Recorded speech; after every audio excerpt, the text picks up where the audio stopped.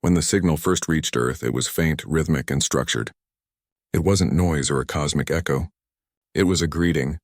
Humanity had waited centuries for such a moment. Across cities, deserts, and oceans, people stared at the same blinking message, and in that silence between heartbeats, the world changed forever. Governments held emergency meetings. Scientists worked around the clock, and media channels ran constant coverage. For the first time, all of humanity was united under a single question. Who sent it? The transmission came from a nearby star system, only 12 light-years away. The message contained coordinates, mathematical sequences, and a single repeating phrase, "We come in peace." The United Earth Council decided to answer. Humanity had reached an era of calm after centuries of struggle. There was no hunger on most continents. Wars had become rare, and technology had turned once impossible dreams into daily life. Now they stood ready to meet those who had reached out across the stars.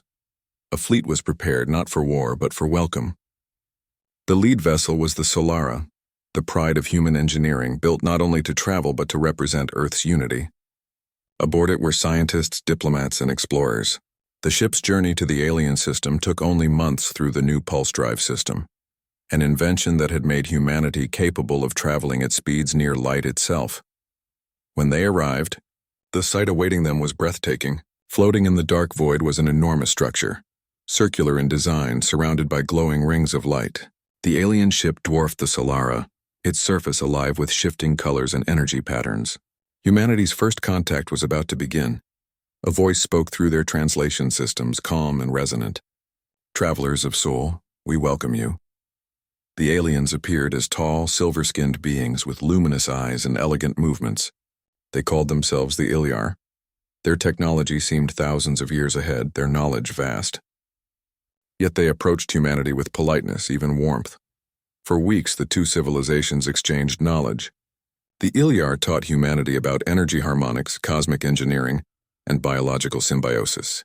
In return, humans shared their understanding of adaptability, creativity, and emotion. The aliens seemed fascinated by humanity's history, their ability to rebuild after endless cycles of struggle and loss. But beneath their calm smiles, there was unease. The Ilyar observed something they hadn't expected. Humanity's progress had been too fast. In just a few centuries, they had gone from primitive combustion engines to interstellar travel. Their technology had evolved through leaps, not steps. It was as if chaos itself had guided them forward. One day, during a joint research exchange, an Ilyar scholar examined human energy systems. He noticed something strange. The pulse drives, though elegant, used a form of energy manipulation that shouldn't be possible within normal physics. Humanity had bent the rules of space-time itself, and done so with instinct rather than inherited knowledge. When the Ilyar Council learned this, they grew cautious. Quiet conversations took place aboard their great vessel. "They are advancing too fast," one of them said. "Faster than any species we have met. It is unnatural."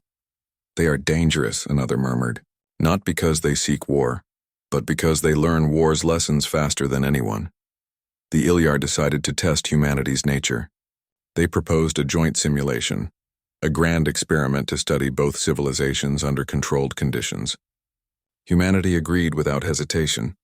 The challenge was to stabilize a collapsing energy field between two artificial suns, something no species had ever achieved. As the simulation began, the Ilyar relied on their ancient knowledge, using graceful equations and precise control. Humanity, on the other hand, improvised. They adjusted, adapted, and rewrote algorithms mid-process.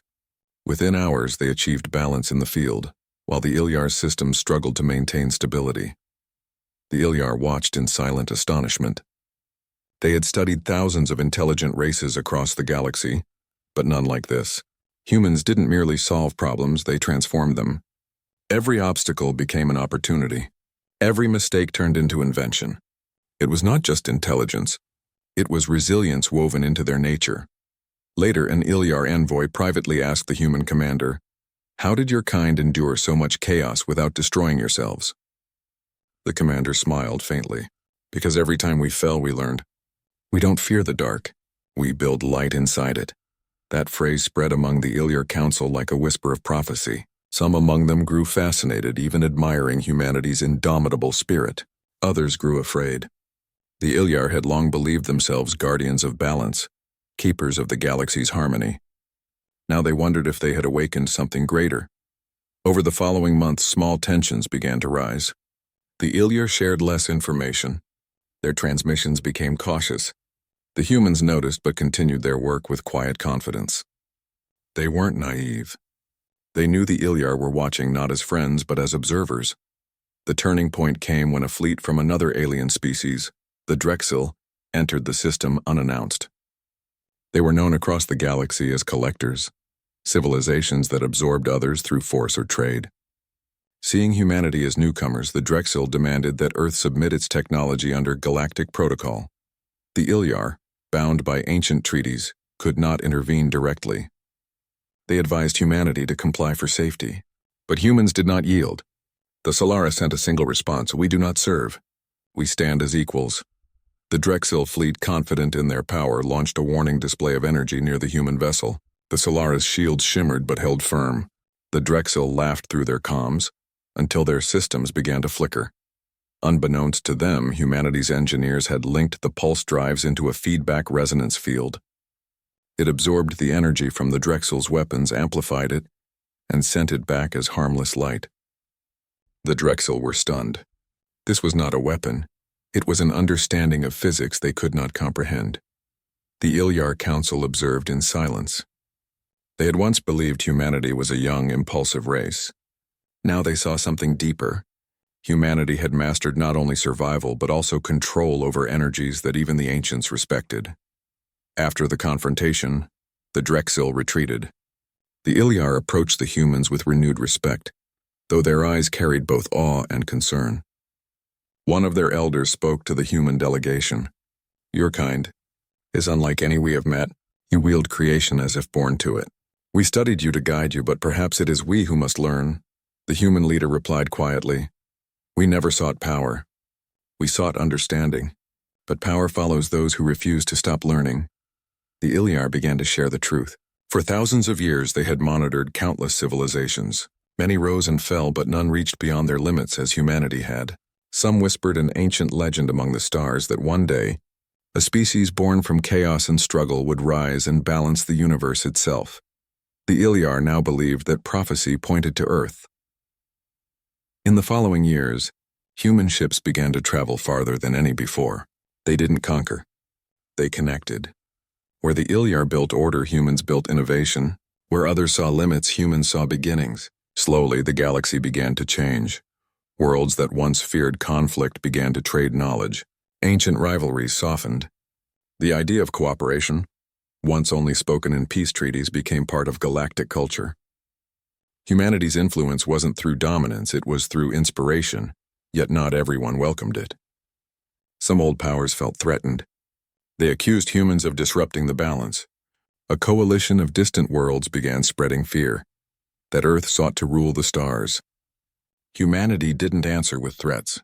They invited those same critics to Earth.